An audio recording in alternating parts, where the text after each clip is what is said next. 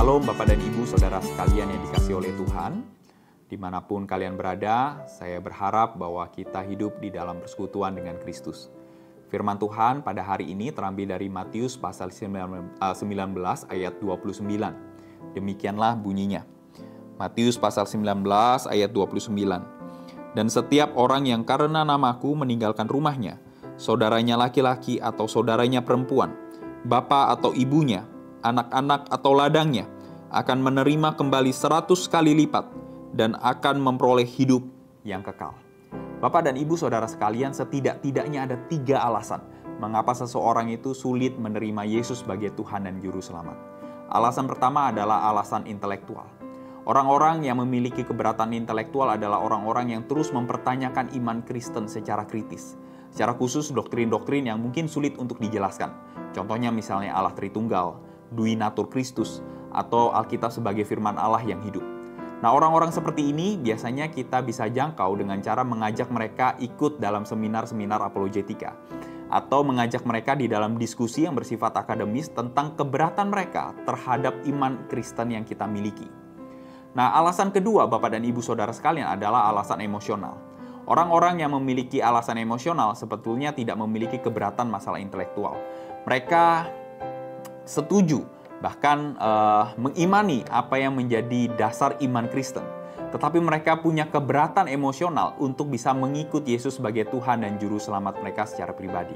Orang-orang seperti ini adalah orang-orang yang seringkali tersandung terhadap kesaksian hidup yang dicerminkan oleh orang Kristen. Mereka mungkin melihat orang Kristen itu adalah orang yang berbeda ketika waktu di gereja dan berbeda ketika waktu mereka di luar gereja. Dan faktor ketiga adalah faktor sosial budaya.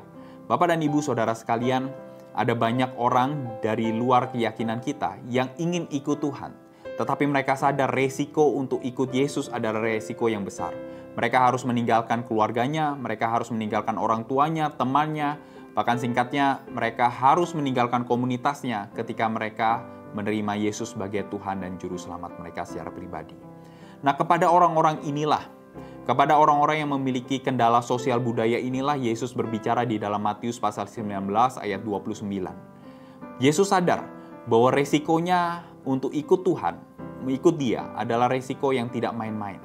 Tetapi Yesus menjanjikan 2 hal Bapak dan Ibu Saudara sekalian bagi setiap orang yang mengikut Yesus dan meninggalkan segala sesuatunya.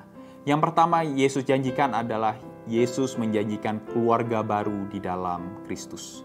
Bahwa Yesus menjanjikan bahwa setiap orang yang meninggalkan bapak, ibunya, saudaranya, anaknya akan mendapatkan komunitas yang baru.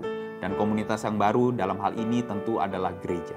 Hal yang kedua yang Yesus janjikan kepada setiap mereka yang meninggalkan segala sesuatunya untuk ikut Dia adalah hidup yang kekal.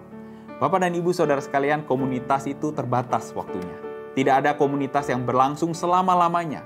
Selalu ada batas waktunya. Tetapi Yesus menjanjikan setiap orang yang mengikut aku dan meninggalkan segala sesuatunya, maka dia menjanjikan hidup yang kekal.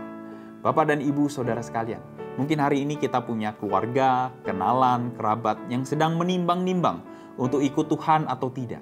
Yakinkan mereka bahwa Yesus menjanjikan 2 hal ini. Yesus menjanjikan komunitas yang baru di dalam Tuhan, dan yang kedua, Yesus menjanjikan hidup yang kekal. Kiranya Tuhan Yesus memberkati kita semua.